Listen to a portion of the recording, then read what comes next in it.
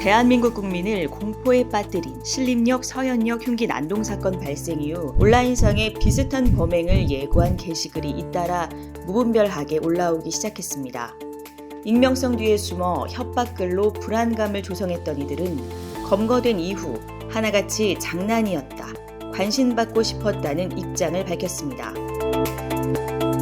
경찰청 국가수사본부가 적발한 살인 예고글은 지난 8월 28일 오전 9시 기준 476건으로 이 가운데 235명을 검거해 23명을 구속했다고 전했습니다. 검거된 피의자 가운데 10대 비율이 41.3%인 97명으로 나타나면서 상당수가 19세 미만 미성년자인 것으로 드러났습니다. 이처럼 온라인 범행 예고글이 빗발치면서 일각에선 사이버 테러로 보고 테러 방지법을 적용해야 한다는 의견도 나오고 있습니다. 하지만 법조계는 실제 피해자가 발생하지 않아 법적 처벌로 이어지긴 어려울 것으로 보고 있습니다. 경찰청 사이버범죄수사과 관계자는 사이버 테러 전제가 망 침입이나 악성 코드 유포와 같은 기술적인 부분을 전제로 하는 데 반해 온라인 범행 예고글은 게시글만 올라온 상태로 사이버 테러로 보기 어렵다고 말했습니다.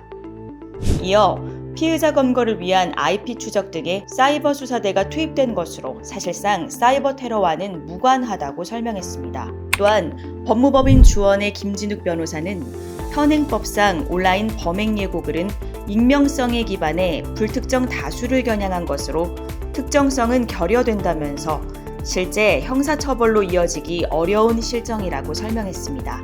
다만 특정 일시, 장소, 대상 등을 명시하거나 반복적으로 글을 올리는 행위는 테러로 간주해 살인 예비나 음모로 형사처벌과 행정적 제재를 진행할 수 있다고 덧붙였습니다. 이에 경찰과 법무부는 온라인상 살인 예고글을 올리는 경우 형사처벌과는 별개로 추가적인 손해배상 청구 소송을 제기하기로 했습니다.